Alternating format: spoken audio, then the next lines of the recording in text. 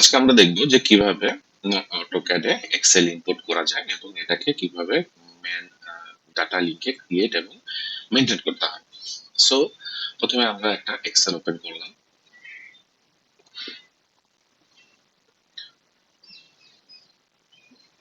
আমরা একটা Excel open করলাম।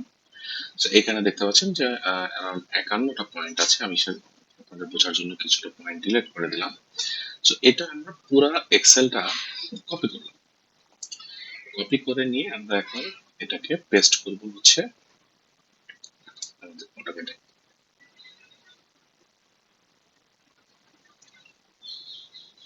এখানে আমরা পেস্ট করে দিলাম কন্ট্রোল পি দিয়ে সিম্পলি পেস্ট করে দিলাম। এটা আপনি দেখতে পাচ্ছেন ওয়েলি হিসাবে আসছে। আমরা একটু টেক্সট সাইজটা আপডেট করে এটা বসাই দিই। কিন্তু এখানে একটা কথা আছে, এইটা কাইন্ড অফ ইমেজ আকারে আসছে, সো টেবিল আকারে না। So, আমরা যদি এখান থেকে কোনো কিছু চেঞ্জ করি, আপনি দেখতে পাচ্ছেন আমাদের এক্সেলের যে নাম ছিল নামটা চেঞ্জ হয়ে গেছে। সো এখানে ওরা নতুন একটা এক্সেল ক্রিয়েট করছে। So, আমি আপনাদের বোঝার জন্য এখান থেকে আহ, কিছু জিনিস চেঞ্জ করে দিচ্ছি। যেগুলো ডিলিট করে দিয়েছিলাম সেগুলো নতুন করে ক্রিয়েট করলাম। এখানে কিন্তু ক্রিয়েট হয়ে গেছে। আবার যখন আমরা আমাদের এক্সেল, যে এক্সেল আমরা বেসিক্যালি কাজ করেছি, সেই এক্সেলটা ওপেন করলাম। এই এক্সেলের এখন ধরেন আমরা কিছু ডিলিট করে দিই, আমাদের এক্সেলটা যেটাতে আমরা কাজ করেছি এখান থেকে যদি আমরা কিছু ডিলিট করে দিই, সেটা কিন্তু আমাদের অটোক্যাডের যে এক্সেলটা আছে সেখানে কোনো ইম্প্যাক্ট করতেছে না। সো বেসিক্যালি ও নিজে অটোক্যাড নিজে একটা আলাদা নাম দিয়ে আলাদা একটা এক্সেল তৈরি করছে, যেটার সাথে আমাদের যে এক্সেলটা সেই এক্সেলের কোনো সম্পর্ক নেই। So, আমি যদি এখানে কোনো কাজ করি, তো এটা আমাদের অটোক্যাডে অটোমেটিকলি আপডেট হবে।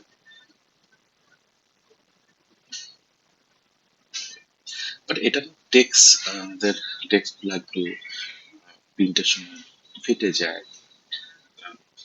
প্রিন্ট গুলো কিছুটা অস্পষ্ট আছে, দেখতেও কিছুটা অসুন্দর টাইপের। এটা বেসিক্যালি এটা একটা মানে এটা প্রফেশনাল না। So, আমি এখন আপনাদেরকে দেখাবো যে কিভাবে আমরা প্রফেশনালি এক্সেলকে ইম্পোর্ট করতে পারি। সো এর জন্য এক্সেলটাকে আমাদের ইম্পোর্ট করার জন্য প্রথমে আমাদের যেতে হবে, আমাদেরকে একটা কমান্ড লিখতে হবে, ডাটা লিঙ্ক। ডিএল লিখে আমরা যদি ইন্টার দিই, তাহলে আমাদের একটা ডাটা লিঙ্ক তৈরি আসবে। আপনি ডাটা লিঙ্কে আসবে, ডাটা লিঙ্ক ম্যানেজার আসবে। সো ডাটা লিঙ্ক ম্যানেজারে যে আমরা এখানে যে ডাটাটা লিঙ্ক করবো তার নামটা লিখবো লিস্ট অফ ড্রয়িং। আমরা এই নামে এই ডাটাটাকে সেভ করতে চাচ্ছি। এখন আমাদেরকে বলতেছে যে ব্রাউজ ফর ফাইল, আমাদের যে ফাইলটাকে আমরা এখানে ডাটা লিঙ্ক হিসেবে আনবো সেটা ডাটা সে ফাইলটাকে আমরা দিলাম। আমরা এখানে ফুল পাথ পুরো ড্রয়িংটাকে নিয়ে আসতে যাচ্ছি, কোনো স্পেসিফিক পার্টকে নিয়ে আসতে যাচ্ছি না, এই জন্য আমরা ফুল পাথ দিলাম। আমাদের টোটাল শিট ছিল এখানে একটাই আসছে। ব্যাস আমাদের ডাটা লিঙ্ক তৈরি হয়ে গেছে। আমরা সিম্পলি ওকে দিয়ে বের হয়ে আসবো।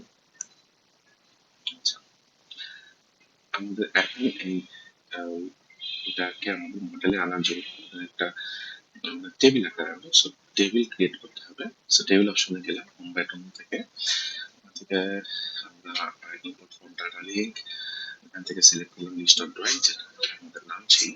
সো এটাকে আমরা দেখতে পাচ্ছি অলরেডি চলে আসছে। ওকে দিলে আমাদের ডাটা লিঙ্কটা চলে আসবে টেবিল আকারে।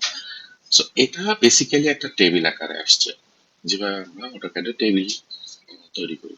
এখানে সব প্রত্যেকটা সেল আলাদা, প্রত্যেকটা লেখা আলাদা, প্রত্যেকটা জিনিস আলাদা। আমি যদি এখানে কোনো কিছু এডিট করি সেই দিকটা আমরা সহজেই করতে পারবো, যেটাতে আমরা আগে যেভাবে কাজটা করেছি ওইভাবে আমরা করতে পারি না। সো আমরা যদি এই এক্সেল ফাইলটা দেখতে চাই, আমরা সিম্পলি লিখবো এক্স আর, লিখে ইন্টার দিব। ইন্টার দিলে আমাদেরকে এক্সটার্নাল রেফারেন্স যে ড্রয়িংটা ফাইলটা, সেই ফাইলটা আমাদের ওপেন হয়ে দেখতে পাবো এবং আমরা চাইলে ওখান ওপেন করতে পারি। আমাদের যে এক্সেলটা ছিল এটা কিন্তু সেই এক্সেল। এখানে যদি আমরা কোনো কিছু চেঞ্জ করি, এক্সেলে, সেটা সরাসরি আমাদের ড্রয়িং এ আপডেট হয়ে যাবে। দেখি আমাদের এটা ড্রয়িং এ আপডেট হয় কিনা। এক্সেলটাকে সেভ করে বেরোয় আসলাম। তো আমাদের এখানে আপডেট করার জন্য আমাদেরকে ক্লিক করে রাইট বাটন ক্লিক করে আপডেট ডাটা লিঙ্ক অপশনটাতে ক্লিক করতে হবে। আমরা যখন update data link option click করবো, সো আমাদের যে টেবিলটা ছিল সেই টেবিলটা অটোমেটিকলি আপডেট হয়ে যাচ্ছে। ঠিক আছে, তো আমাদের জন্য এর জন্য আমাদেরকে এই এই টেবিলটা আপডেট করার জন্য আমাদেরকে অটোক্যাডে ঢুকে আপডেট করার কোনো প্রয়োজন নেই। আমরা যদি সিম্পলি এক্সেলে চলে যাই, এক্সেলে গিয়ে এক্সেলে আমরা কাজ করি, এক্সেলকে আমরা আপডেট করে ফেলি, আমরা এক্সেলে যে কোনো কিছু অ্যাড নিতে যাই করি না কেন, সেটা আমাকে অটোমেটিকলি এখানে আপডেট হয়ে যাবে। ওটাকে আমরা কিছু বোঝার জন্য কিছু ফাইল ডিলিট করেছি, ডিলিট করে আমরা এক্সেলটাকে সেভ দিয়ে দিলাম। সেভ দেওয়ার পর আমরা ওটাকে ফাইলে অটোমেটিকলি এক্সেল ডাটাটা আপডেট হচ্ছে কিনা এটা আমরা দেখবো। এখন এক্সেল রেফারেন্সে গিয়ে আপডেট ডাটা লিঙ্ক করে দিলাম। এখন আপনারা দেখতে পাচ্ছেন যে আমাদের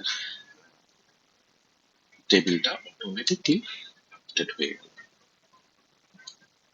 সো এইভাবে আমরা এক্সেলকে অটোক্যাডে ইনপুট করব, এবং যাতে ভবিষ্যতে আমরা ওই এক্সেলটাকে মেনটেন করে রাখতে পারি, এক্সেলের কোনো কিছু এডিট করতে চাইলে এডিট